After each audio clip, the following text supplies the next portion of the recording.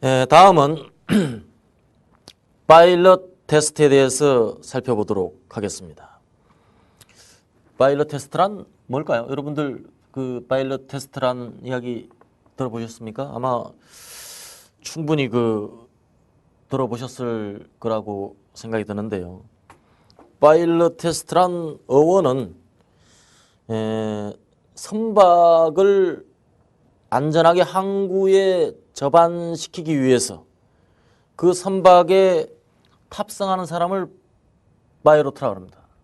거기서 유래가 되었던 말이고요. 그 선박을 안전하게 접안시키기 전에 사전 테스트를 하는 절차를 파일럿 테스트라고 불렀습니다. 이것을 일반 업무에 적용하게 된 것인데요. 이것은 대규모 프로젝트나 또는 제품 생산, 또 제품 개발 전에 시험적으로 수행하는 그런 업무를 통칭하는 것입니다. 그래서 항상 어떤 중요한 일이 끝나고 나면 항상 파일럿 테스트를 하게 돼요. 이런 과정을 통해서 풀 스케일로 실행됐을 때 문제가 없음을 확인하는 것입니다. 그럼 육시거마에서는 이런 파일럿 테스트의 의미는 어떻게 적용이 될까요? 식스시거마에서는 개선된 안이 실제 공정에 적용할 때 정말 기대한 결과치가 나오는가를 미리 조사해 보는 것이라고 할 수가 있습니다. 파일럿 테스트의 목적은 개선안의 검증을 위해서 소규모 계획을 수립한다. 여기서 중요한 의미가 있어요. 계획을 수립한다. 그러니까 파일럿 테스트는 그냥 실행하는 것이 아닙니다. 파일럿 테스트에서 가장 중요한 단계는 바로 또 계획입니다. 우리가 이런 이야기를 했죠. 질문이 먼저고 실행이 나중이다.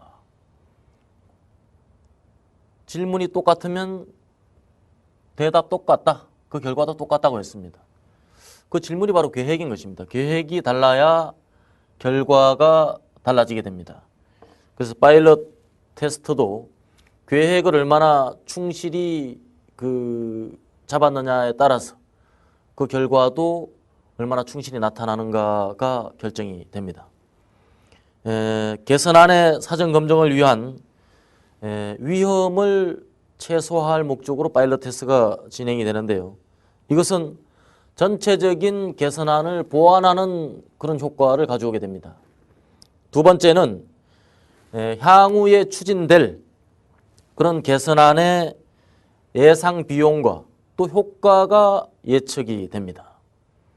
물론 파일럿 테스트 전에도 대략 효과가 나올 수 있겠지만 이것은 추정 정도가 매우 약하다고 볼 수 있어요. 매우 신빙성 있는 그런 비용이나 이익에 대한 예측은 역시 파일럿 테스트를 통해서 구체화할 수 있는 것이 일반적입니다. 또한 개선안의 수용 가능성. 사람들은 실제 적용해보지 않은 것을 잘 믿지 못합니다. 실제 소규모 라인을 통해서 그렇게 해도 무방하다는 것을 실제 의사결정자가 확인을 해야 돼요. 아무리 문제없다고 말로 해도 그것을 받아들이는 사람이 수용하지 않으면 그 개선안은 적용되지 못합니다. 그래서 파일럿 테스트의 또 하나의 목적은 실제 그 프로세스의 책임자에게 이 개선안이 적용해도 안전함을 설득해가는 또 하나의 방편이라는 걸 우리가 알 수가 있습니다. 파일럿 테스트를 시행할 때는 몇 가지 유의사항이 있습니다. 파일럿 테스트를 실행한다는 의미는 개선 활동 결과가 프로세스에서 재현되는 것을 확인하는 절차라고 말씀을 드린 바가 있습니다. 그래서 파일럿 결과를 프로젝트의 성과로 단정해서는 안 됩니다. 프로젝트의 성과는 완전 풀 스케일로 전면적으로 프로젝트에 실행할 때 나타납니다. 그래서 파일럿 테스트의 성과가 곧 프로젝트의 성과다. 이렇게 생각하는 것은 맞지 않고요. 다만 성과를 구체적으로 예측할 수 있다. 뭐 이 정도면 동의할 수가 있겠습니다. 파일럿 테스트에는 단점도 있습니다. 대부분의 파일럿은 정상 프로세스에 비해서 역시 그 규모가 적습니다. 그 소규모의 실험적 적용이 되므로 장기 공정 능력을 대변하는 데는 한계가 있어요. 즉 장기 공정 능력이라고 하면 뭡니까? 우리가 프로세스가 재료가 변하고 또 작업에 투입되는 작업조가 변하고 또 작업 방법이 변하고 또 계절이 변하고 이러한 변화 속에서도 안정되는가? 이 질문에 대한 대답이 장기 공정 능력입니다. 그런데 파일럿 테스트는 그 규모도 작을 뿐더러 그 테스트가 진행되는 기간도 아주 짧은 시간입니다. 제약되어 있기 때문에 장기 공정 능력을 조사할 때 발생하는 여러 가지 변수들이 제한되게 반영되게 됩니다.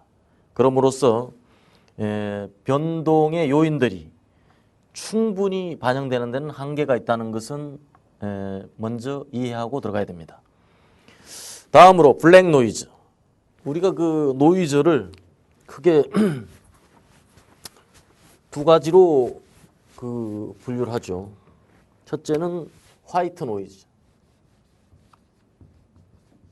그 다음에 블랙.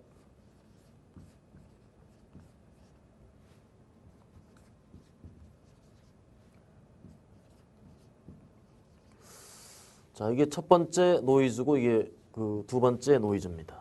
화이트 노이즈, 우연 요인입니다. 똑같은 사람이 똑같은 방식으로 일을 하는데 차이가 발생하는 것. 그 이유 없는 차이죠. 이것을 갖다 우리가 화이트 노이즈라고 합니다. 그 다음에 블랙 노이즈는 이상 요인이에요. 이유가 있는 것. 작업자가 바뀌었다든가, 작업 방법이 바뀌었다든가, 재료가 바뀌었다든가, 협력업체의 변화가 생겼다든가, 여러 가지 의도된 변화, 또 의도되진 않았지만 소위 말한 포엠의 변화가 생겼을 때 발생하는 그런 노이즈가 블랙 노이즈입니다. 그래서 파일럿 테스트는 아까 말씀드린 바와 같이 이런 블랙 노이즈에 대한 엄격한 통제 속에 이루어집니다. 즉 항상 일정한 상태를 담보받고서 테스트가 진행된다는 그런 의미죠. 그렇기 때문에 장기 변동을 예측하기는 어렵다. 이것이 또 두 번째 단점입니다. 세 번째는 작업 용이성, 또 숙련도, 계절적인 요인, 장기적 변수가 반영되어 있지 않다. 이것도 같은 맥락이죠.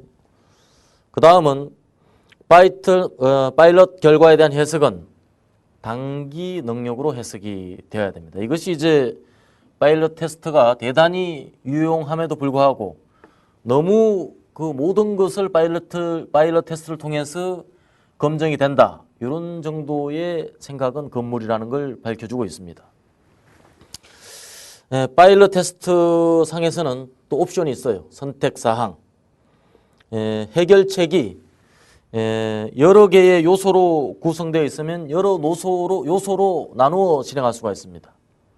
또한 강건성 시험을 실행할 수가 있어요. 강건성이 뭡니까?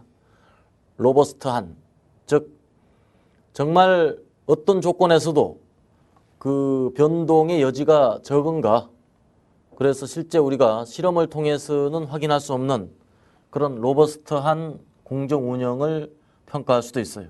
그러기 위해서는 아까 블랙 노이즈는 차단해야 된다 이렇게 설명을 드렸지만 또 특별한 옵션을 주면은 그러한 블랙 노이즈가 여러 가지 가미가 되었을 때 그때도 공정이 우리가 원하는 컨트롤 상태로 진행이 되느냐, 그것도 살펴보게 됩니다. 여기서 간건성이라는 의미를 한 가지 예를 들어서 설명을 할까요? 우리 자동차 운전을 할 겁니다. 누구나. 자동차 운전을 할 때 우리가 핸들을 조작을 하는데 핸들 조작이 로버스트하다, 강건하다. 그 의미는 핸들이 어떤 상황에서도 어떤 조건에서도 운전자의 의도에 따라서 조작이 가능하다 그런 의미예요. 그럼 어떤 상황이라는 게 뭡니까? 브레이크를 밟았을 때도 핸들이 조작이 가능하다. 조향이 가능하다. 요새는 뭐 자동차 기술이 발전이 돼서 그 브레이크를 밟았을 때도 조향이 되는 그 뭐 ABS 브레이크 시스템이라 그러죠. 그래서 엔티락 브레이크 시스템 이렇게 이야기하는데 그 브레이크를 잡았을 때도 바퀴가 완전히 그 로크가 되지 않습니다. 그 브레이크를 밟았다 놨다 하는 이런 그 효과가 있기 때문에 조향이 되죠. 그래서 그 브레이크를 밟은 상태에도 조향이 된다. 또는 자갈길에서도 조향이 된다. 빗길에서도 조향이 된다. 이것이 로버스트한 핸들 조작입니다.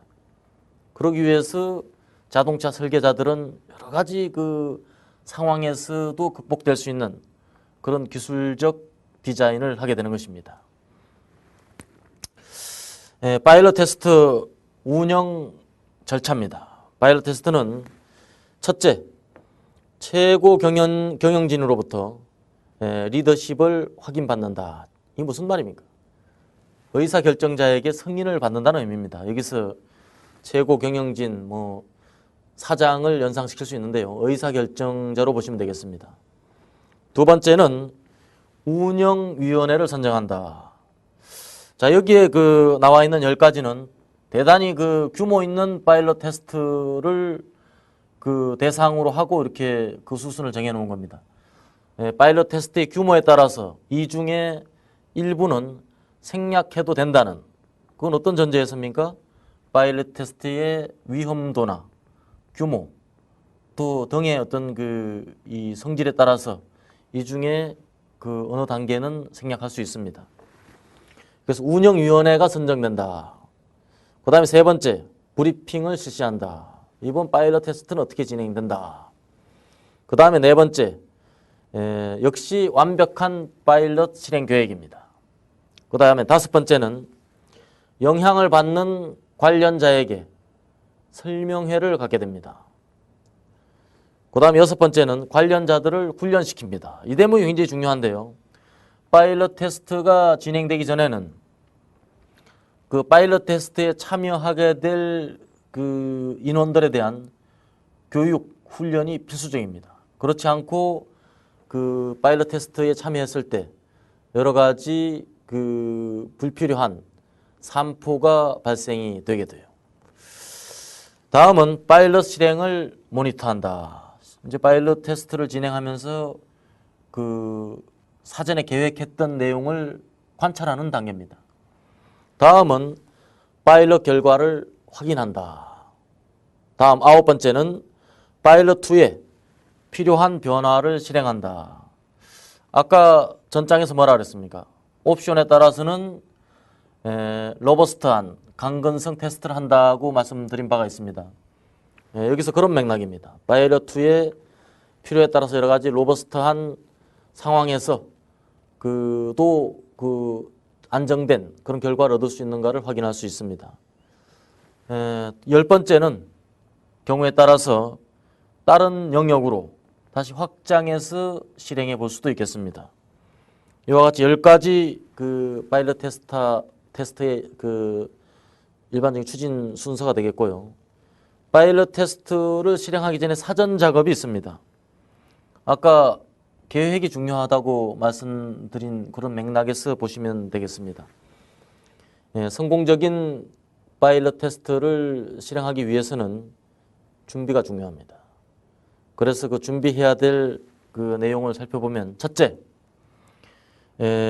파일럿에 대한 위험성을 평가하는 겁니다.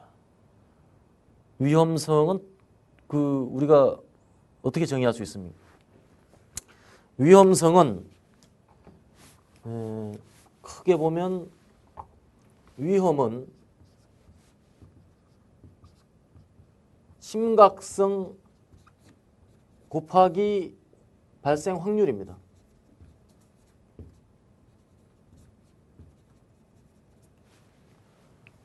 그래서 우리가 크게 그 9블록을 활용을 하게 되는데요. 자, 9블록이라 하면 자, 이와 같이 그 9개의 칸이 있어요. 그래서 이쪽은 역시 임팩트입니다. 뭐 심각성이겠죠. 심각성이 고저. 그 다음에 확률. 고저 이렇게 되어 있습니다. 이게 어떻게 됩니까? 심각하고 또 발생할 확률도 높다. 이거 가장 위험한 상태입니다. 또 그 다음에는 심각하지도 않고 그다지 일어날 확률도 없다. 이거는 여기에 속하는 거죠. 심각하지만 발생할 확률은 희박하다. 여기에 속하는 거예요. 그 다음에 심각하진 않지만 발생할 확률이 높다. 이게 4번입니다. 결국은 이 1번 이쪽으로 갈수록 우리가 주목해야 될 위험이에요. 그렇죠? 예를 들면 벼락에 맞는다. 이건 어디에 해당됩니까? 심각하지만 발생할 확률은 별로 없다는 이야기죠. 그러나 이건 뭐예요? 4번에 해당되는 건 뭡니까? 우산을 준비 안 하기. 굉장히 그 우산을 준비 안 했다고 크게 심각할 건 없지만 또 그 비 맞는 예는 우리가 간간히 있죠. 그래서 여기에 속한다고 볼 수 있어요. 그래서 여기에서 말하는 위험성을 검토 평가한다는 것은 파일럿 테스트에서 나타날 수 있는 여러 가지 위험 항목들을 검토해보고 그게 어느 정도나 위험한지를 이런 도표 속에서 진단을 해보면 또 하나의 그 위험 검토에 대한 체계라고 할 수가 있겠습니다. 두 번째는 계획을 세운다. 계획을 세운다는 말은 파일럿의 세부 사항과 범위를 정의하는 것입니다. 두 번째는 파일럿의 시간을 구성을 합니다. 세 번째는 위험과 편의를 고려해서 수행 집단을 구성을 하게 됩니다. 즉 누가 할 거냐? 주체가 중요한 거죠.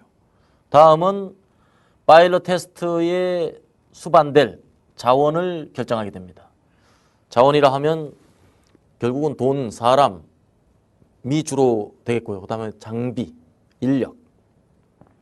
다음은 파일럿의 목적이 뭔가를 정의합니다. 이 파일럿의 그 최종적인 목적이 무엇인가를 분명히 해야 됩니다. 그 다음에 마지막으로는 신규 프로세스를 실행할 절차를 결정을 하게 됩니다. 자, 이 계획 속에는 이와 같이 6가지의 내용들이 포함이 되어야 하고요.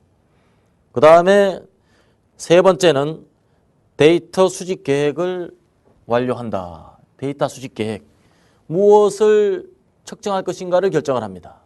다음은 데이터를 어떻게 수집할 것인가를 결정을 하게 돼요. 이건 언제 데이터를 수집하는 거죠? 파일럿 테스트 중에 어떤 데이터를 어떻게 수집할 것인가를 결정을 하는 것입니다. 위에 그 세부 수행 사항들이 전부 다 완료가 되면 이제 비로소 다음 단계로 넘어가게 됩니다. 다음 단계, 파일럿 1단계입니다. 파일럿 1단계에서 해야 될 일. 첫째, 파일럿 운영과 관련된 모든 사람에게 설명을 하게 됩니다. 세부적인 수행 사항 그리고 파일럿의 목적을 설명을 합니다. 두 번째는 파일럿을 수행할 인력들을 훈련을 시키게 됩니다. 세 번째는 파일럿을 실행하고 데이터를 수집을 하게 됩니다. 그래서 파일럿 그 2단계로 넘어가게 되겠는데요. 2단계로 가면 1단계에서 검증한 해결안의 효율성을 평가합니다. 두 번째로는 그 추가적으로 더 줄일 수 있는 방법이 없는가? 또 부수적으로 그 검토해야 될 인과관계는 무엇이 있는가를 확인을 하게 돼요. 세 번째는 역시 리스크 어세스먼트입니다. 위험의 평가입니다. 그다음에 네 번째는 향후에 발생될 실수 방지. 즉, 이런 일은 앞으로 지금은 발생하지 않았지만 그 작업자의 여러 가지 여건상 실수를 유발할 가능성이 있다. 이런 항목들을 도출을 해내게 됩니다. 그 다음에 다섯 번째는 파일럿 실행 결과를 평가하고 그 파일럿 그 실행해 본 결과 지금 우리의 수준이 어느 정도에 와 있는가를 확인을 하게 되겠습니다. 그렇게 해서 최종적으로 평가를 하게 되겠는데요. 주로 이제 매트릭스 평가 절차라고 합니다. 첫째, 평가 기준을 개발합니다. 평가 기준이란 뭡니까? 우리가 애초에 세웠던 CTQ가 얼마나 좋아졌는가가 평가되는 것이 식스시그마에서는 핵심이라고 할 수가 있습니다. 그 다음에 비용이 얼마나 드는가, 그 다음에 리스크 팩터, 크게 이 세 가지가 되겠어요. 다음에는 가중치를 부여합니다.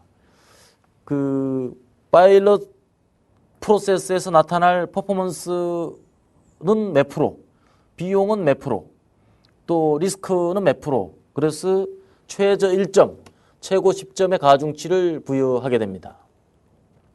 그 다음에 이제 각각 그 항목별로 점수를 부여하게 되겠는데요. 기준을 충족하면 10점, 기준을 아주 불충족하면 1점, 나머지는 그 충족도에 따라서 그 중간 점수를 부여하면 되겠습니다. 그 다음에 이제 가중치와 점수를 곱한 것이 가중 점수가 되겠습니다. 그 점수를 최종적으로 그 산출을 해서 우리 파일럿 테스트 결과를 평가하고 의사결정을 내리게 되겠습니다. 하나 예를 볼까요? 여기서는 그 must want 매트릭스의 예를 보도록 하겠습니다. must want 매트릭스는 뭘까요?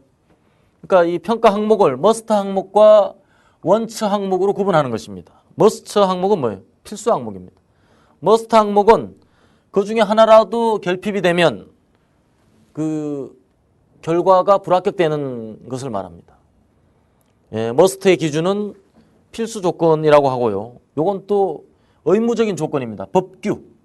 아무리 우리가 그 잘 만들어도 법규에 벗어나는 제품은 단 하나도 팔 수가 없어요. 이게 그 필수적으로 선택적으로 할 수 있는 사항이 아니고 그렇게 되어야만 되는 사항입니다. 그다음에 회사 정책, 고객의 요구 조건, 그 다음에 예산에 허락하는 범위, 이런 것들은 도저히 다른 어떤 거하고 그 교환될 수 없는 절대적인 가치라고 볼 수가 있겠습니다. 자, 머스터 기준을 설정하는 방법은 평가 기준을 총망라한 다음에 역시 챔피언과 함께 결정을 하는 것이 좋습니다. 어떤 기준이 도저히 그 충족되지 않으면 안 되는 것입니까? 그 조언을 듣고 그대로 행하면 되겠습니다. 다음 도표에서 보는 하나의 예는 그 카메라에 대한 것입니다. 카메라. 뭐 카메라 어떤 것이라도 좋은데요. 흔히 우리 요즘 사용하는 디카라고 보셔도 되겠어요. 디카를 그 개발하는데 또는 디카를 개선하는데 필수 항목이 뭐냐? 역시 카메라 기능이죠. 카메라가 카메라 기능이 있어야죠. 아니면 뭐 핸드폰이라고 해도 좋습니다. 머스트 항목은 카메라 기능과 MP3가 필수적으로 있어야 된다. 이 둘 중에 하나라도 없으면 이것은 제품을 그 구입할 의사가 없는 거죠. 그 다음에는 원처 항목, 선택적 항목이죠. 가격, 무게, 컬러 기능입니다. 그래서 가격이 제일 가중치가 높고 그 다음에 무게가 7점, 컬러 기능이 5점입니다. 그래서 모델 1, 2, 3, 4를 평가를 해봤더니 역시 머스트 항목을 모두 충족하는 게 모델 2번과 모델 3번입니다. 그 중에서 점수가 좋은 게 뭐냐? 모델 2번이죠. 이와 같이 평가하면 머스트 항목이 완전히 충족이 됐고 그 다음에 선택적 항목도 가장 점수가 높게 나왔으므로 의사결정에는 전혀 지장이 없는 수준이라고 하겠습니다. 또 하나 머스트 원처 사례입니다. 내 집을 사려고 한다. 집을 과연 어떤 집을 살 거냐? 필수 항목과 선택 항목을 선정을 해야 됩니다. 여기서 필수 항목으로 선택된 게 뭡니까? 담보 설정 유무, 그 다음에 전체 경비가 얼마나 드느냐, 그 다음에 그린벨트로 설정이 되어 있느냐 없느냐, 요 세 가지는 다 충족돼야 될 사항입니다. 지금 보니까 어떻게 됐어요? 충족되는 항목은 없죠. 이런 경우에는 전혀 선택할 수가 없습니다. 만약에 이 중에서 충족되는 게 있다면 그 다음에 이제 원터 평가로 들어가는 거죠.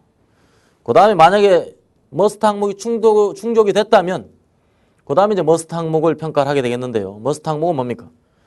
조용한 분위기, 그 다음에 가까운 거리에 학교가 있는가, 그 다음에 직장과의 거리, 주차 편리성, 그 다음에 마트가 주변에 있는가. 이게 이제 원처 기능입니다. 그래서 원처 기능 각각은 가중치가 주어지고 그걸 평가를 했더니 어떻습니까? 주택 3위 222점으로 가장 높게 평가가 되었어요. 자, 이와 같이 하나하나 우리 개인적인 판단에도 머스트 원처를 활용하면 가장 합리적이라고 할 수가 있겠습니다. 그 다음에 이제 페이오프 매트릭스입니다. 페이오프는 가장 간단하게 사용할 수 있는 매트릭스인데요. 이거는 노력도와 효과를 비교한 것입니다. 여기서 노력도라는 건 뭡니까? 역시 이러한 개선안을 실행하는 데 있어 가지고 들어가는 자원이라고 보시면 되겠어요. 노력을 적게 해도 된다 이런 의미보다는 인풋이 많다 이런 의미로 받아들이면 되겠습니다. 즉 인풋이 많고 노력도가 높고 효과가 낮은 것은 가장 먼저 제거되어야 될 그런 안이 되겠어요. 가장 합리적인 좋은 안은 뭡니까? 요구되는 노력은 적으면서 효과는 높은 것. 이것이 가장 바람직한 안이 되겠습니다. 강력 추천 이렇게 돼 있죠. 그 다음에 이제 요구되는 노력도 많고 효과도 큰 거. 뭐 효과 여부에 따라서 추진을 고려해 볼 만한 사항이고요. 그 다음에 이제 요구되는 노력도 낮고 효과도 낮은 것. 뭐 거의 이것도 제거해야 될 그런 안에 속한다고 볼 수가 있습니다. 다음 장은 페이오프 매트릭스의 사례를 보고 계신데요. 주차 관리에 대한 안들이 페이오프 매트릭스로 작성이 됐어요. 여기서 노력도가 적고 그 다음에 효과가 큰 거, 이게 바로 하이라고 되어 있는 거죠. 강력 추진. 어떤 게 있습니까? CS 주차 관리 2주간 이동 평균으로 한다. 그 다음에 배석자 필요, 그 다음에 사후 관리 타입별 콜 리스트, 생성 기준 변경, 그 다음에 일반 전화 우선 발신, 그 다음 인도 시간 전후 2시간 내 해피콜, 고객 이메일로 사후 확인 실시. 이것이 여러 가지 안들 중에 가장 추진에 적합한 안으로 선정이 되었습니다. 자, 이상과 같이 개선된 결과를 정말 풀 스케일로 실행하는데 전혀 문제가 없는가를 검증하는 단계, 제일 가장 간과할 수 없는 중요한 단계라고 할 수 있습니다. 이상으로 개선 결과를 검증하기를 살펴보았습니다.